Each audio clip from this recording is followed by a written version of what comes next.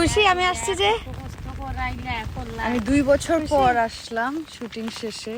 নজর তোমাকে খুশি আমি যে আসছি? অনেক খুশি আপু, অনেক। ঈদের সময় এতটুকু খুশি না, এখন যতটুকু খুশি হয়েছে। তাই তা আমরা আসলে সিলেটে গিয়েছিলাম আমাদের যে গ্রামবাসী তাদেরকে রোহিত সিনেমাটা দেখানোর জন্য।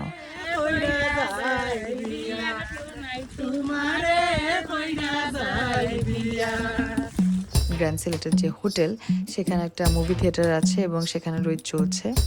পুরো গ্রামবাসী আসলো এবং আমি তাদেরকে দেখে এত খুশি যে তারা সবাই সুন্দর কাপড় পরে এসেছে সিনেমাটা উপভোগ করতে।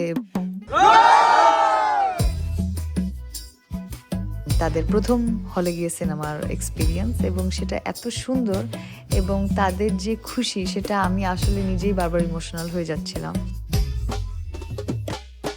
এবং আমার কাছে এই পুরো সময়টাই খুবই ইমোশনাল এবং এক্সাইটমেন্ট, খুশি, হ্যাপিনেস সব কিছুর একটা মিশ্র অনুভূতি।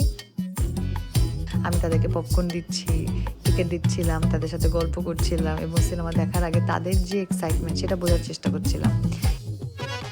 তাদের যে উচ্ছ্বাস আনন্দ সেটা এত সুন্দর করে তারা মানে এক্সপ্রেস করছিল, কারণ প্রতিটা মুহূর্ত প্রতিটা সিনে তো আসলে তাদের কাজের ছাপ আছে এবং নিজেদেরকে দেখে তারা বেশি তাদের অনুভূতি প্রকাশ করছিল খুশির।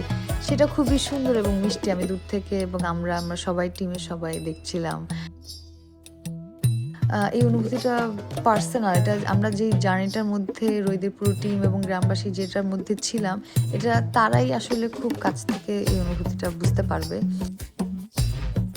সিনেমা শেষ হওয়ার পর তারা ইন্টারভিউ দিচ্ছিল, তারা তাদের আবেগ অনুভূতি প্রকাশ করছিল, কেমন লেগেছে সিনেমাটা এবং তাদের যে আনন্দ সেটা আসলে আমাদের জন্য খুবই স্মরণীয়।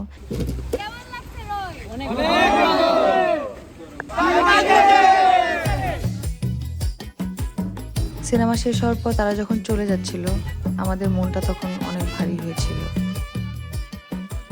জানি না আবার কবে তাদের সাথে দেখা হবে।